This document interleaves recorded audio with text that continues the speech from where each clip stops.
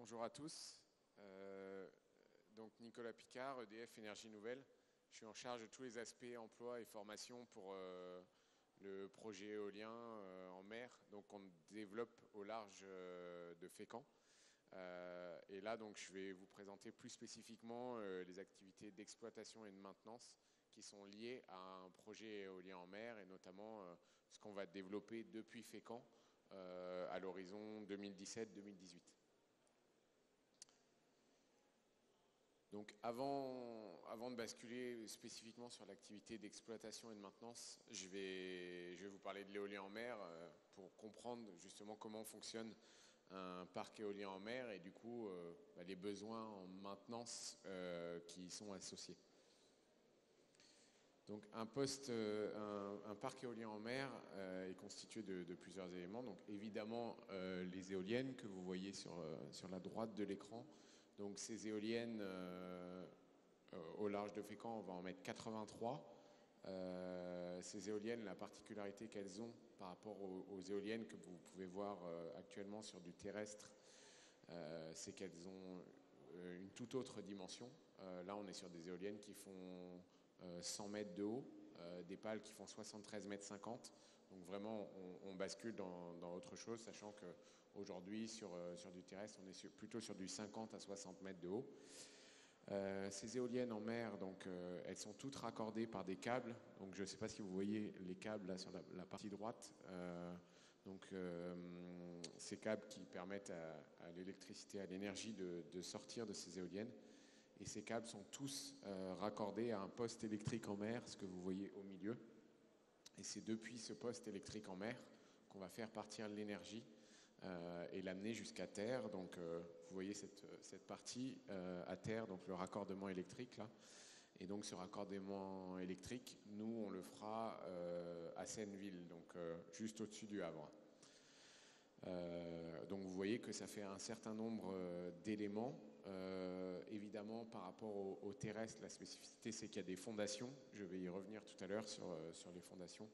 Ça fait tout un tas d'éléments qui font que potentiellement, on peut avoir quelques soucis, quelques besoins en maintenance. Et c'est ce que je vais détailler un peu plus tard. Donc le modèle d'éolienne qu'on développe, donc nous, il sera développé par Alstom.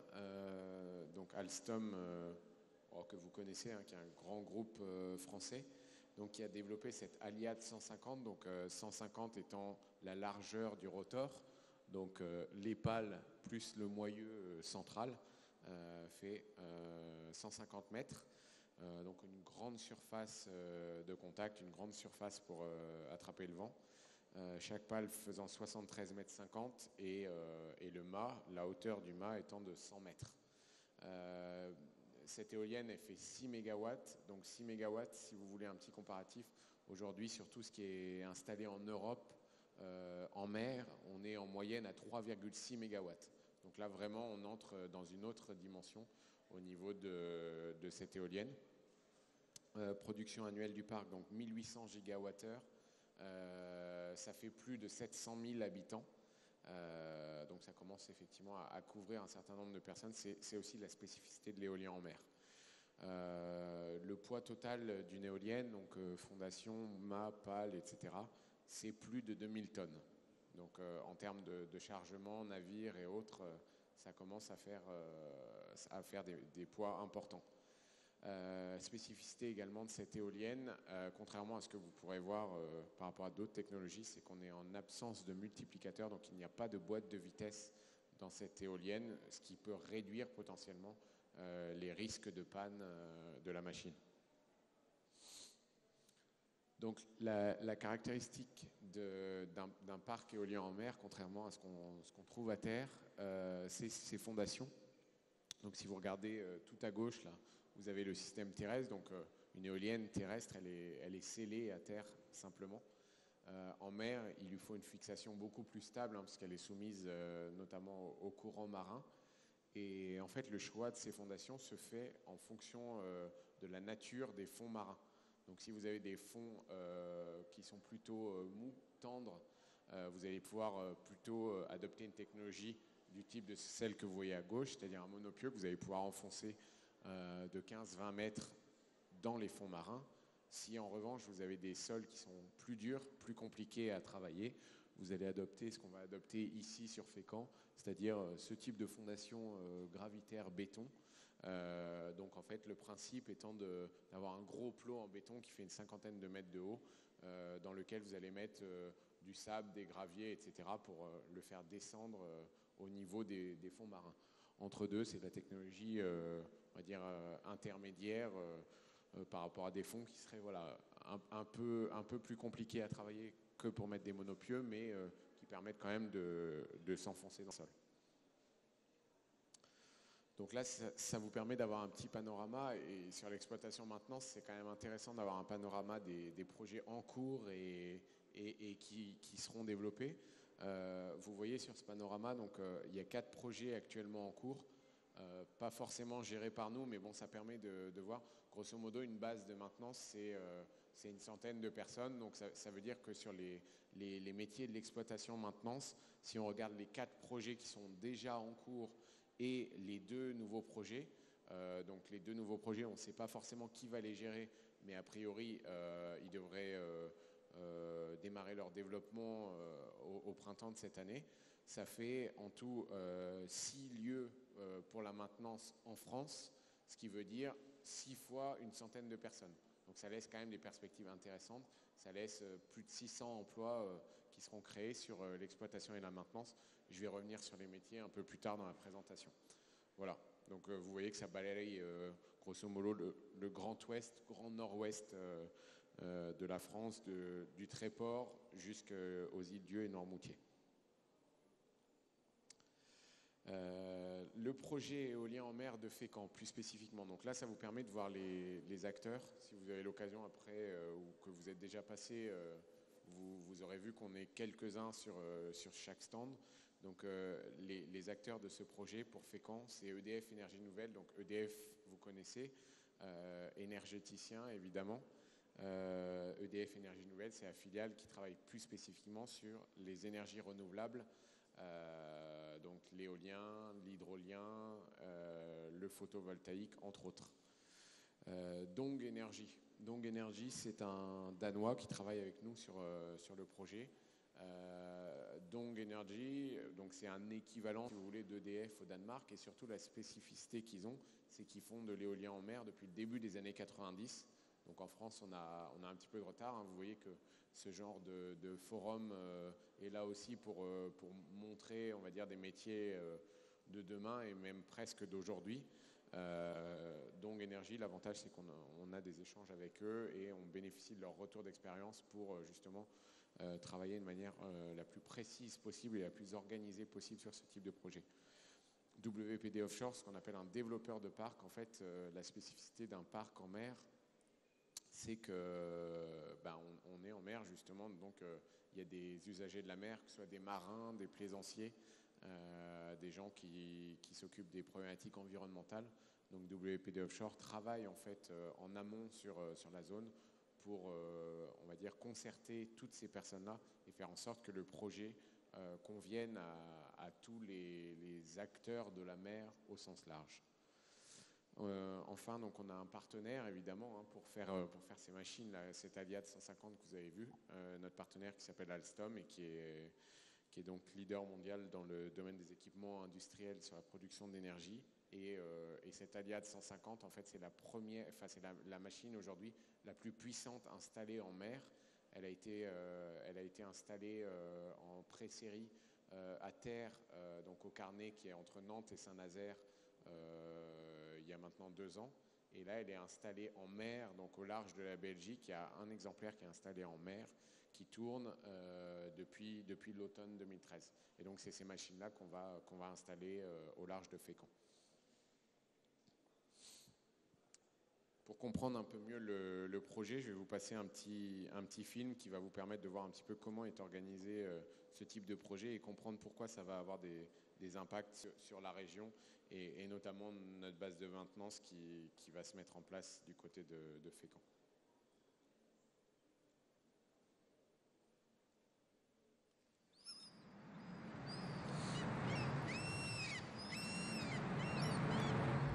Au Au large de Fécamp, l'installation d'un parc éolien en mer d'une puissance de 498 MW à plus de 13 km des côtes est à l'étude. L'implantation est étudiée pour réduire la surface de la zone et les interférences avec les activités maritimes. Le projet se situe notamment à l'écart des zones les plus fréquentées par les pêcheurs. Un mât de 100 mètres, des pales de 75 mètres. Voici Aliad 150. Une éolienne spécialement développée par Alstom pour l'éolien en mer. Sa puissance est de 6 MW. À titre de comparaison, la puissance moyenne des éoliennes installées en mer en Europe en 2011 était de 3,6 MW. Le choix d'une éolienne de grande puissance permet d'en limiter le nombre à 83 sur une surface de 65 km². Suite à une concertation préalable, les éoliennes sont alignées selon 2 axes. Le courant pour suivre les recommandations des pêcheurs professionnels et le point de vue depuis Étretat pour limiter l'impact visuel.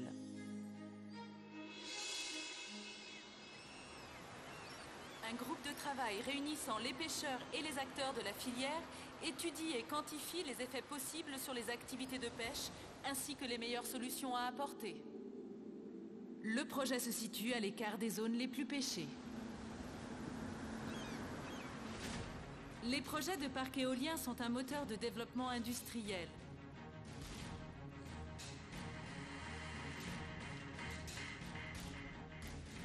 Deux usines voient le jour à Saint-Nazaire pour la construction des génératrices et des nacelles, 2 usines à Cherbourg pour les pales et les mâts.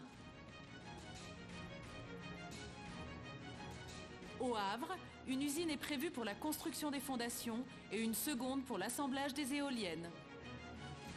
La région Haute-Normandie est au centre de ce plan industriel avec le déploiement de nouveaux savoir-faire et la sollicitation des entreprises locales.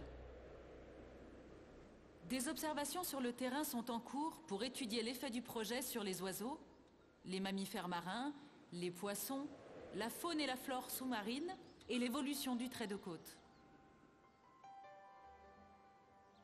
Critère important du projet, l'impact visuel. Depuis la côte, l'éolienne a la proportion d'une allumette à 3,60 m.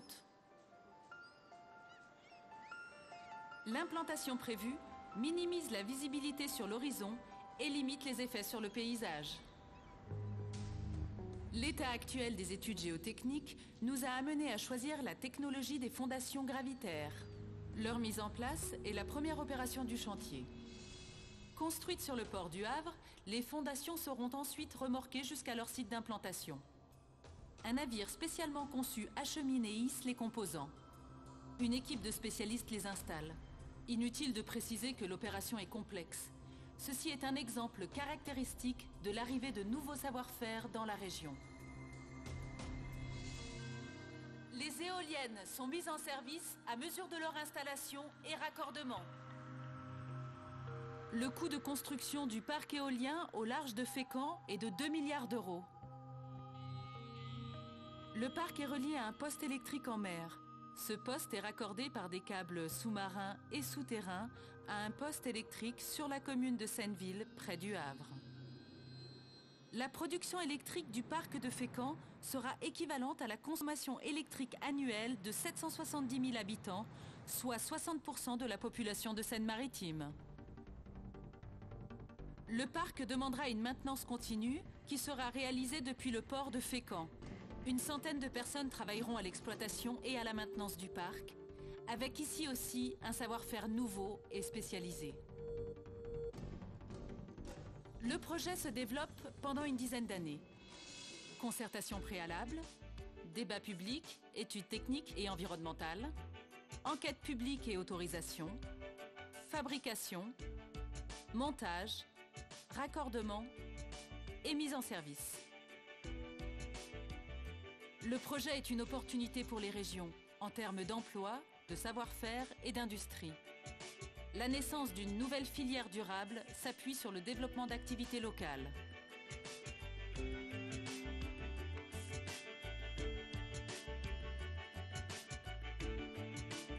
Le projet de Fécamp, associé à ceux de Courseulles-sur-Mer et Saint-Nazaire, concrétise le développement concerté d'une nouvelle industrie, créatrice d'emplois.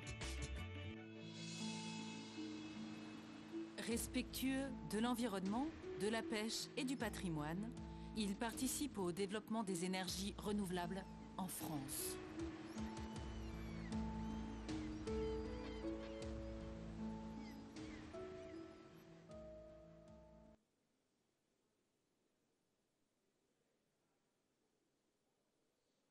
Donc voilà, un petit film qui vous permet de voir un petit peu comment on arrive jusqu'à un parc mis en place, ce qui va permettre justement maintenant de vous introduire la partie exploitation-maintenance et les activités qui y sont associées.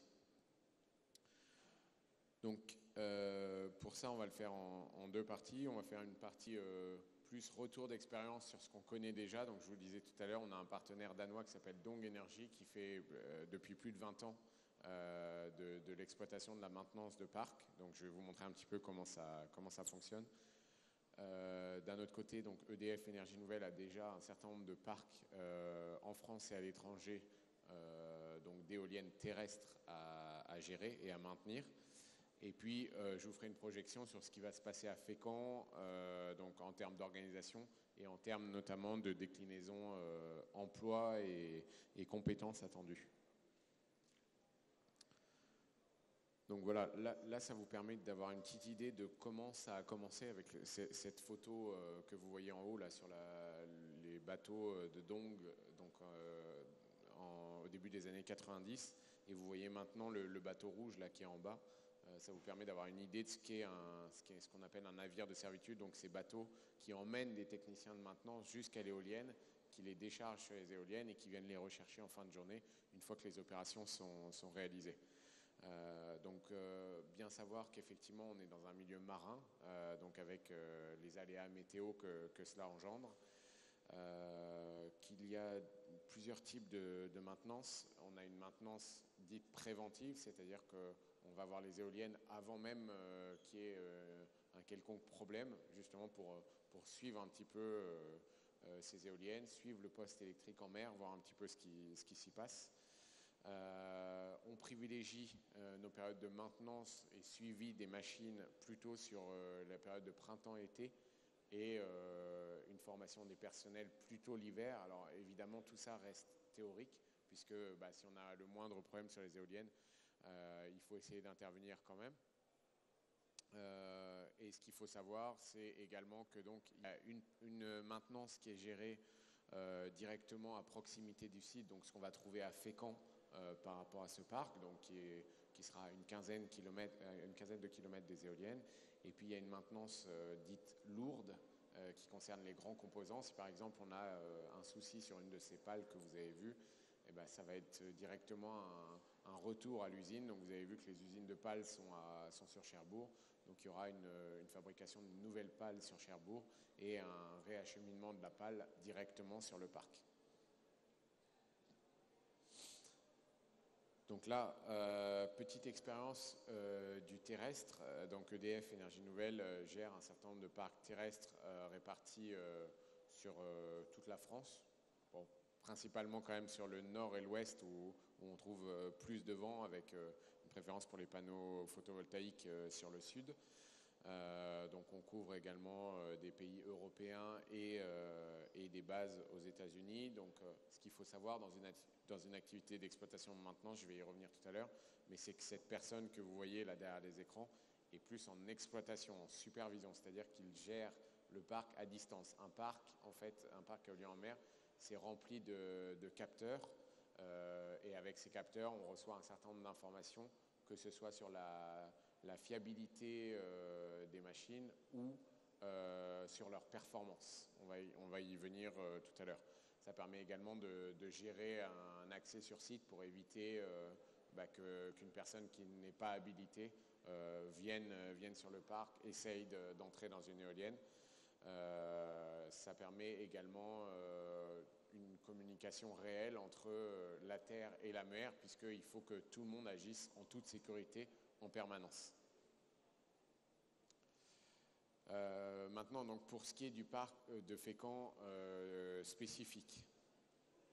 Donc là, derrière moi, ce que vous voyez, c'est donc l'activité d'exploitation, ce que je vous disais, exploitation ou supervision, qui se fait dans un centre à distance, donc à terre, Donc ça concerne une partie de l'activité d'exploitation et de maintenance. L'autre partie étant l'activité en mer. Donc l'activité en mer, si vous voyez bien, donc cette base là que vous voyez sur la droite de l'écran, cette base c'est exactement ce qu'on va retrouver dans le port de Fécamp. Donc comment ça fonctionne? En fait, vous avez une base vie qui est située tout en haut là avec un petit camion rouge devant. Donc dans cette base vie, on a un certain nombre de personnels, alors que ce soit des personnels qui gèrent l'organisation de la maintenance, que ce soit des personnels administratifs, des gens qui vont gérer l'approvisionnement en pièces de rechange, la logistique. Et puis on aura également des techniciens de maintenance qui seront prêts à tout moment à monter sur les bateaux que vous voyez là. Donc pour piloter ces bateaux, il nous faudra des personnels marins. Donc nous aurons des marins qu'on embarquera, qui géreront ces bateaux et qui embarqueront les techniciens de maintenance dont je vais vous parler un peu plus tard dans la présentation. Voilà un petit peu le fonctionnement d'une base de maintenance et ce qu'on va trouver à Fécamp à horizon 2018. Donc une activité d'exploitation et de maintenance, c'est avant tout la gestion des accès et la localisation permanente des intervenants. Il ne s'agit pas d'avoir des personnes qui partent en mer et qu'on ne connaisse pas soit leur activité, soit leur localisation. Donc évidemment, tout est régulé. À chaque fois que quelqu'un commence une intervention et termine une intervention, tout est notifié et tout est connu, notamment parce que les équipes sont tournantes et donc il faut que l'équipe qui prend la relève soit en permanence au courant de ce qu'a pu faire l'équipe précédente.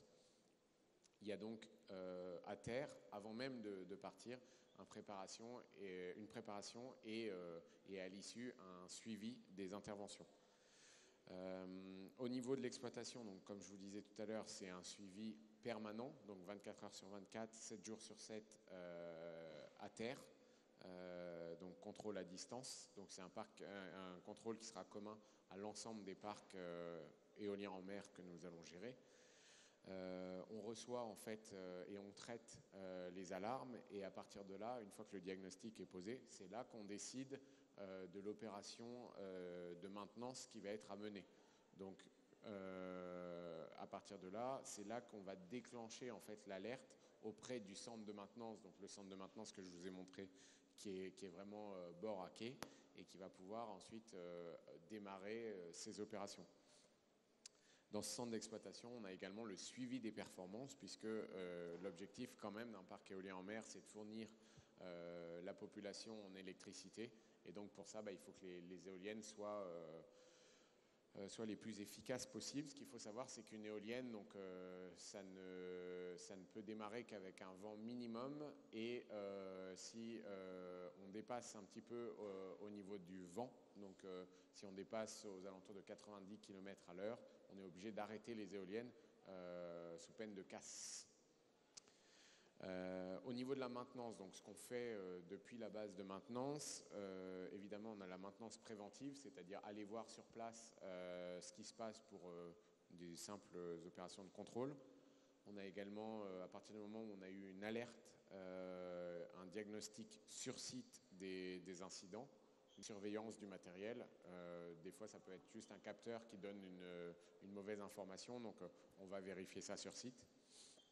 On a une maintenance corrective également, donc s'il y a le moindre souci sur une pièce, en général la personne qui est partie, elle est partie avec son matériel, avec ses outils, et elle va rester dans l'éolienne, alors à n'importe quel niveau de l'éolienne ou du poste électrique pour traiter en fait la panne et la résoudre avant même de repartir sur les bateaux et de retourner à terre. Évidemment, ce sont des interventions 7 jours sur 7. On ne peut pas se permettre sur des machines comme ça de les laisser à l'arrêt trop longtemps. Donc on fait en sorte que la machine tourne un grand nombre de jours, le plus grand nombre de jours possible par an.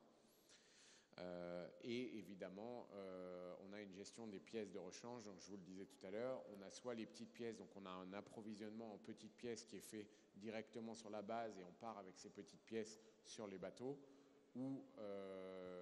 ou sur des grosses pièces, et auquel cas les grosses pièces c'est directement en lien avec les usines que vous avez vues dans le projet industriel, donc les usines qui seront pour nous à Cherbourg et à Saint-Nazaire, avec un retour à l'usine façon service après-vente, hein, si vous voulez.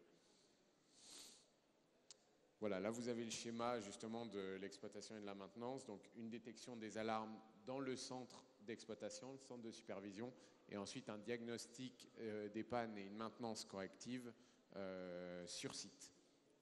Donc vous voyez, c'est des opérations qui peuvent durer une journée, 2 jours, jusqu'à 5 jours. Donc il faut savoir qu'une éolienne, pour les personnels de maintenance, elle est équipée de telle sorte de pouvoir y dormir et s'y restaurer si besoin, si on a besoin de rester plus longtemps que juste sur une journée classique de travail. Donc, comme je vous le disais tout à l'heure, on va avoir un centre de supervision qui est commun à l'ensemble des projets. Donc là, c'est des projets en cours de développement. Donc, c'est vraiment depuis ce centre de supervision qu'on va pouvoir piloter toutes les opérations et suivre la performance des éoliennes. Au niveau des bases de maintenance, donc la base qui sera localisée à Fécamp, elle est évidemment à Fécamp parce que Fécamp est le lieu le plus proche et le plus exploitable, on va dire, au sens portuaire du terme. Elle permet donc l'amarrage des bateaux d'intervention, comme vous avez vu sur le schéma tout à l'heure. Elle permet de regrouper les équipes de maintenance sur un même site. Ça permet également de stocker les pièces légères, comme je vous l'ai dit tout à l'heure, avoir un outillage dédié. Et enfin, le centre de maintenance est aussi le lieu de formation sur les périodes hivernales, notamment. On réactualise, on recycle les formations de nos techniciens pour que celles-ci soient toujours à jour et en phase avec les évolutions techniques des machines. Les prérequis donc, pour être une base de maintenance, c'est un port retenu pour la base de maintenance. Donc il faut que ce soit à proximité du parc, ça c'est la condition numéro 1. Un accès maritime 24 heures sur 24, il faut pouvoir aller dépanner en permanence ou récupérer des personnels en permanence sur place. Il faut pouvoir accueillir des bateaux. Vous avez vu qu'on a 3 bateaux en permanence sur place. Il faut pouvoir y implanter une base vie, une base de maintenance. Et il faut également un accès routier, notamment pour tout ce qui est petites pièces, c'est-à-dire pièces qui ne seront pas approvisionnées par la mer.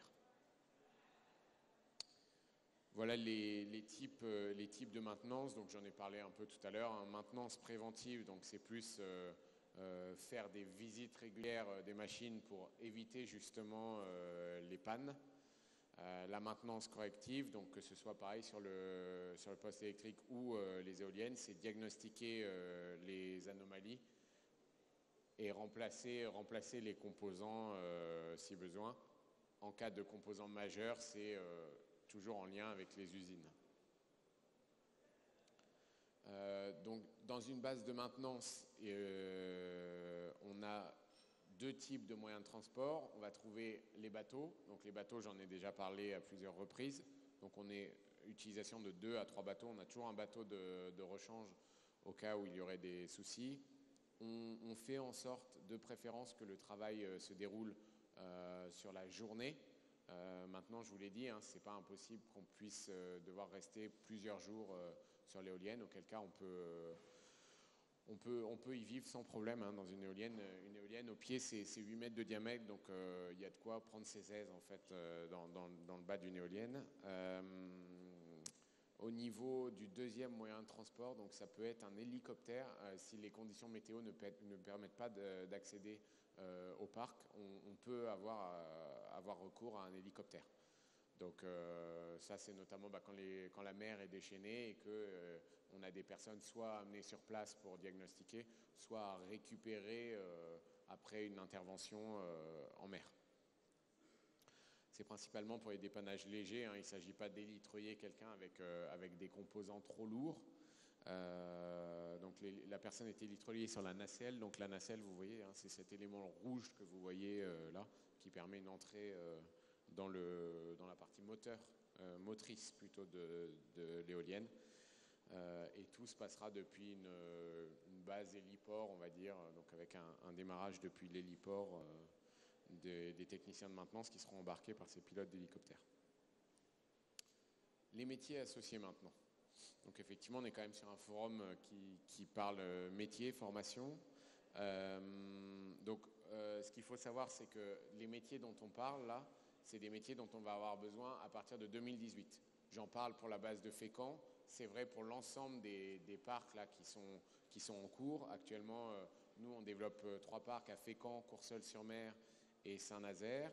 Il y a un autre parc qui va se développer sur Saint-Brieuc. Donc, c'est des projets qui vont entrer en exploitation aux alentours de 2018. Ça veut dire que tous les postes dont je vais parler maintenant, c'est des postes qu'on peut imaginer, on va dire, avec des pré-recrutements fin 2017, début 2018. Et ce, pour 25 ans, puisque à partir du moment où on a un parc, ensuite on l'exploite pendant une durée minimum de 25 ans. Donc les postes dont on parle, vous avez déjà eu l'occasion de voir ces photos-là. Donc maintenant, on va essayer de mettre des noms sur les postes associés. Donc les personnes là, que vous voyez sur la nacelle photo du haut, donc ça, ce sont des techniciens de maintenance, donc des gens qui vont voir, je dirais, sous le capot de la machine, voir un peu ce qui se passe, donc pour contrôler et éventuellement pour dépanner. Un technicien de supervision ou technicien de conduite, c'est plutôt la personne qui va être derrière des écrans à contrôler toutes les informations et notamment diagnostiquer les pannes et veiller aux bonnes performances des machines. Évidemment, on va avoir besoin de personnel marin pur et dur, donc des capitaines de navires, des matelots mécaniciens, des matelots, pour pouvoir emmener en fait ces techniciens de maintenance sur les bateaux. On va avoir besoin de pilotes d'hélicoptères également, puisque vous avez vu qu'en cas de mer trop agitée, nous aurons besoin de faire appel à un hélicoptère. Et on aura un certain nombre de personnes qui vont être sur la base de maintenance, à l'intérieur de la base de maintenance, pour l'organiser, l'administrer, des gens qui vont gérer tout ce qui est approvisionnement de matières premières, toute la partie logistique, hein, les flux entrants, sortants, et quelques opérations, on va dire, de formation sur place. Là, ça vous permet de voir un petit peu comment, dans quelle proportion les personnes se répartissent. Donc, grosso modo, on est sur une centaine de personnes pour une base de maintenance de ce type-là, donc avec la moitié qui seront des techniciens de maintenance, 20 à 25 personnes qui sont plutôt des personnels navigants, un peu de personnel administratif, de l'encadrement, de l'ingénierie, une partie donc centre de supervision, et puis des gens qui seront sur tout ce qui est approvisionnement, stock en matières premières et en outillage. Alors les deux grands métiers qu'il faut retenir, hein, au-delà des marins, sur lesquels je ne m'attarderai pas parce que les marins c'est assez spécifique, il faut des qualifications assez spécifiques au milieu de la mer, donc je suis prêt à répondre à vos questions, mais sur les aspects de marins, je dirais qu'on fait plutôt du cas par cas. Les deux grands métiers qui ressortent, donc c'est le technicien de maintenance. Donc le technicien de maintenance, vous l'avez vu, hein, c'est la personne qui est chargée de réaliser des opérations de maintenance préventive et corrective sur un parc éolien. À chaque fois qu'une opération est réalisée, systématiquement, il faut documenter ce qui a été fait. Vous avez bien vu, hein, un système 7 jours sur 7, forcément, ce n'est pas les mêmes personnes qui travaillent à tout moment de la maintenance. Donc, quelqu'un qui doit forcément alimenter ce qu'il a fait pour que la personne suivante puisse prendre le relais. Et suivre les performances des éoliennes. C'est des gens qui sont garants du bon fonctionnement des éoliennes. Vous voyez bien, hein, notre objectif, c'est évidemment que les éoliennes, elles tournent un maximum de temps dans un maximum d'efficacité sur une année complète. Qu'est-ce qu'on va attendre donc d'un technicien de maintenance? Donc, un minimum Bac+2 avec des formations qui seront plus orientées électrotechnique, maintenance industrielle, et puis un certain nombre d'autres formations. Après, je dirais que c'est plus du cas par cas en fonction de l'expérience, mais parfois certaines personnes qui peuvent avoir acquis une certaine expérience dans l'éolien. Évidemment, c'est intéressant pour nous et par rapport à nos activités. Il y a un certain nombre de formations complémentaires qui sont nécessaires pour entrer dans une éolienne et travailler dans le milieu éolien. Ça va être tout ce qui est formation, habilitation électrique, tout ce qui est travail en hauteur, tout ce qui va concerner les techniques d'accostage, survie en mer et litreuillage. Il faut savoir que certaines de ces formations sont intégrées déjà dans le BTS électronique, BTS maintenance, et d'autres formations comme par exemple la survie en mer et l'hélitreuillage et de manière générale la vie dans un hélicoptère. C'est des formations qu'on fait en interne à partir du moment où on recrute quelqu'un. Une formation qui est dispensée notamment à Lorient, parce que nous on travaille avec un organisme qui est basé à Lorient, une formation qui s'appelle le BOSIET et qui permet de maritimiser un petit peu les compétences qu'on peut avoir acquises en milieu industriel. On n'insiste jamais assez là-dessus, mais il faut évidemment avoir un bon niveau d'anglais. Pourquoi? Parce que cette machine Alstom là, que je vous ai montrée, donc Alstom est évidemment une entreprise française, mais l'éolien en mer, on travaille vraiment en milieu international, et notamment sur tout ce qui est formation, documentation, tout ça se passera en anglais. Donc l'anglais technique, c'est absolument indispensable pour pouvoir prétendre à être technicien de maintenance. Donc ça, c'est plus du ressort de la formation. Pour tout ce qui est compétences, aspects comportementaux, il y a des éléments qui sont essentiels. Vous voyez, hein, on est sur des... Donc la photo l'illustre bien. Ça peut être un type d'intervention, mais évidemment, c'est pas tous les jours qu'on monte ou qu'on descend à la corde. Mais il y a une dimension physique qui est absolument indispensable dans le métier de technicien de maintenance. La dimension physique, on la retrouve à plusieurs endroits. Déjà, on a 3/4 d'heure à 1 heure de transport en mer. Donc ça, c'est un aspect qu'il faut avoir en tête, parce qu'il ne s'agit pas d'être malade à partir du moment où on entre dans l'éolienne, parce que c'est là que commence véritablement le travail du technicien de maintenance. À l'intérieur, on a un mât de 100 mètres de haut, donc qui dit mât dit qu'il y a un mont de charge, mais il y a également une échelle. Donc si vous avez 100 mètres à monter, si vous êtes à bout physiquement, une fois que vous êtes en haut, c'est un peu dommage, parce que pareil, vous ne pourrez pas faire ce que vous avez à faire. Les pannes, elles peuvent intervenir sur des tronçons intermédiaires, donc il faut une personne qui soit robuste physiquement. Et puis une fois que vous êtes dans l'éolienne, en général, vous y êtes par deux. C'est un travail qu'on fait en binôme, mais vous y êtes quand même en autonomie. C'est-à-dire que vous êtes lâché, ça y est, vous êtes dans l'éolienne. Et là, donc, il faut avoir cette autonomie, cette capacité à avoir un certain sang-froid, un certain sens des responsabilités pour mener à bien les opérations de maintenance pour lesquelles vous êtes venu dans cette éolienne. Donc la disponibilité, l'autonomie, c'est des éléments clés par rapport à ce qu'on va chercher. Et puis, comme on est en binôme, évidemment, le travail en équipe, hein, si votre binôme a le moindre souci, que ce soit au niveau outillage technique ou au niveau santé, il faut être en mesure de l'aider, de le dépanner et d'alerter s'il y a le moindre problème.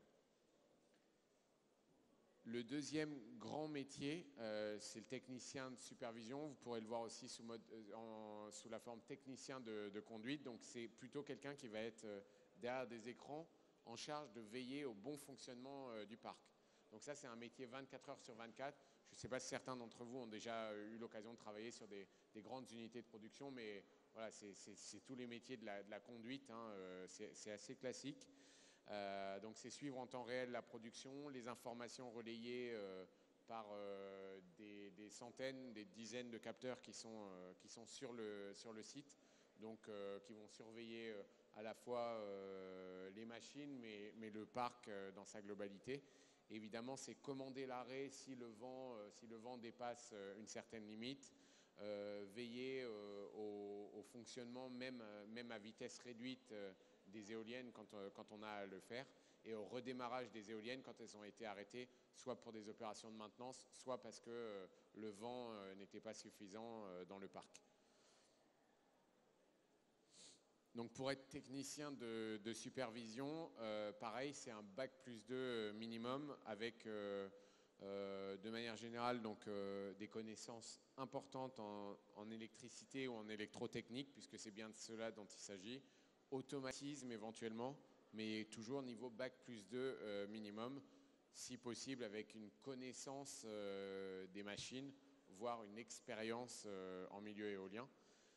Pour tout ce qui est formation vraiment liée aux turbines, ça c'est géré en interne. On a des formations propres à chaque machine qui sont faites à partir du moment où on recrute les personnes.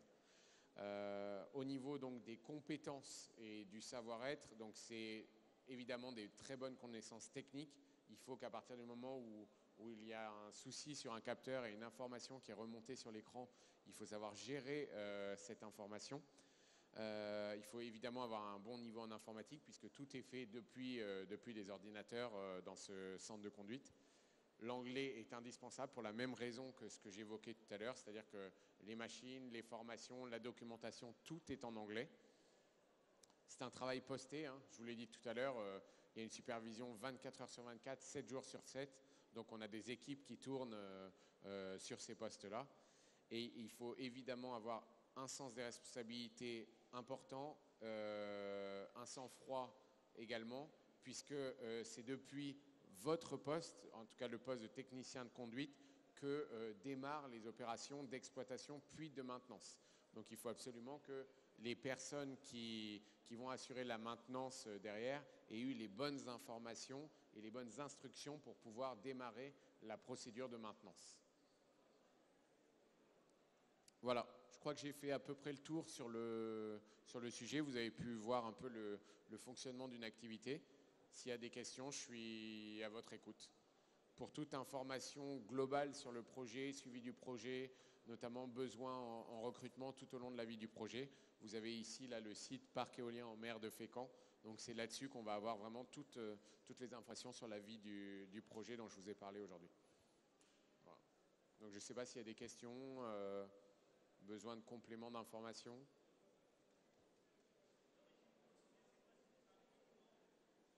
Alors aujourd'hui, sur nos équipes terrestres, on est plutôt sur du 3-8 actuellement.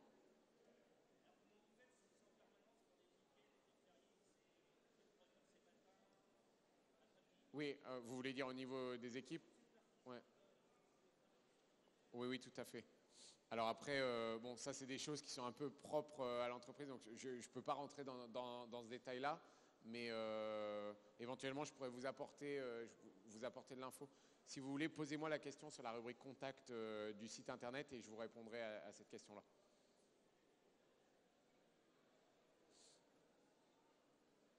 D'autres questions, informations?